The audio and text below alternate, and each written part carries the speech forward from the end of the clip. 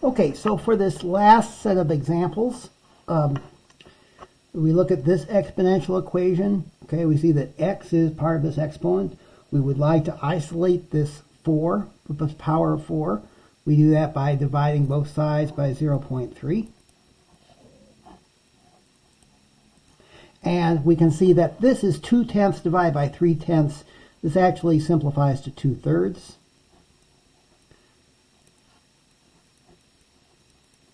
Okay, so we have 4 raised to this expression equals 2/3.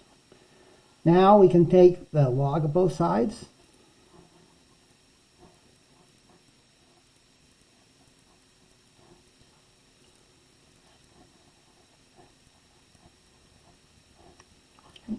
And then we have, now the exponent comes out front.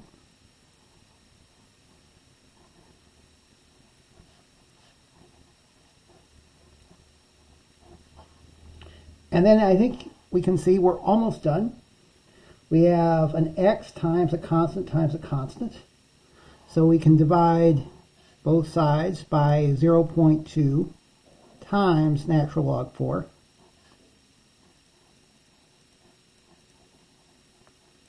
Okay.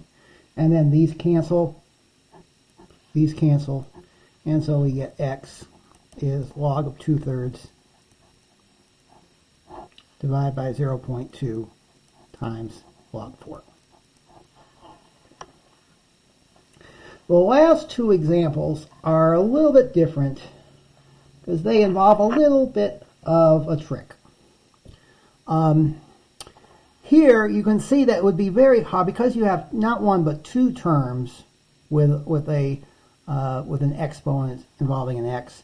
The other way you can't do that. You can't just write this as 2 to the x equals something. I mean, actually you can, but you have to find what that something is.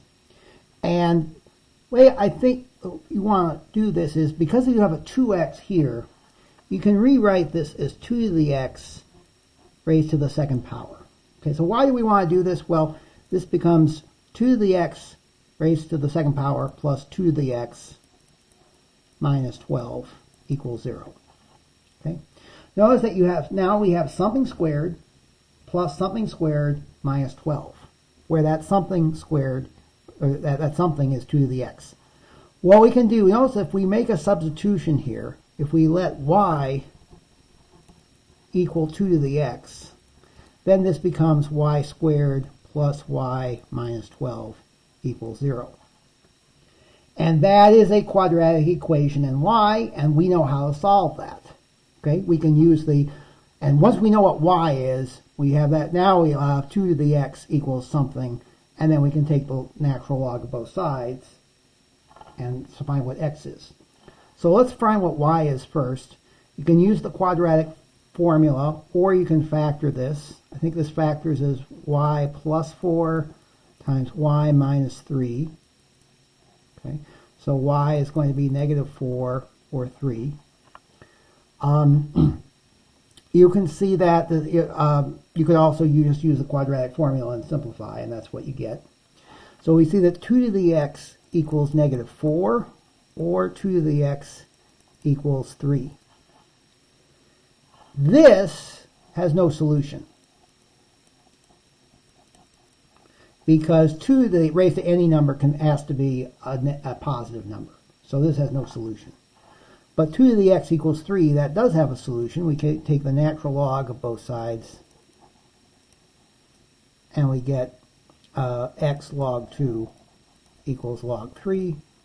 So x is going to be natural log of 3 minus natural log of 2. Okay, so it's a trick. You only really want to do this when you see when you have an equation like this, especially when you have some number raised to the 2x. Now, for 13 here, this is, you don't see the 2x initially, but you do know that 4 squared is 16. So we can rewrite this as 4 squared to the x power. But this is 4 to the 2x, which is the same thing as 4 to the x squared. At the same time, we have 4 to the, we'd like a 4 to the x, not 4 to the x plus 1, but this is the same thing as 4 to the x times 4 to the first, or just 4. So we can rewrite this equation as 4 to the x squared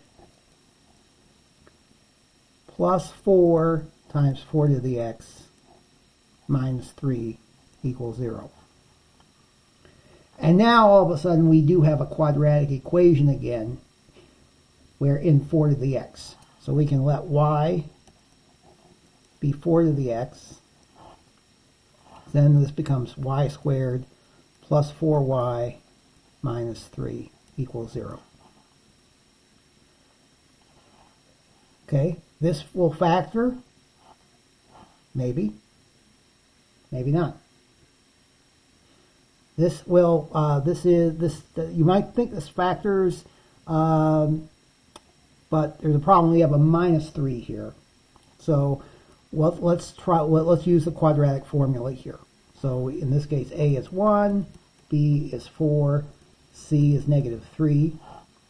And so the quadratic for y is going to be the minus b plus or minus the square root of 4 squared minus 4 times 1 times negative 3 all over 2 times 1. This is negative 4 plus or minus the square root of 16 plus 12. 16 plus 12 is 28. And when you simplify this, this becomes negative 2 plus or minus the square root of 7. Okay, because this is square root of 28 is the square root of 4 times the square root of 7, and square root of 4 is 2. Okay, so we can see that 4 to the x is equal to negative 2 plus or minus the square root of 7. And we know we can't include the minus sign, because if we include the minus, then this will be negative, right? So the only solution would be 4 to the x equals negative 2 plus the square root of 7. This is positive. So then you take the log of both sides, and I'll skip a couple steps here because we're running out of space.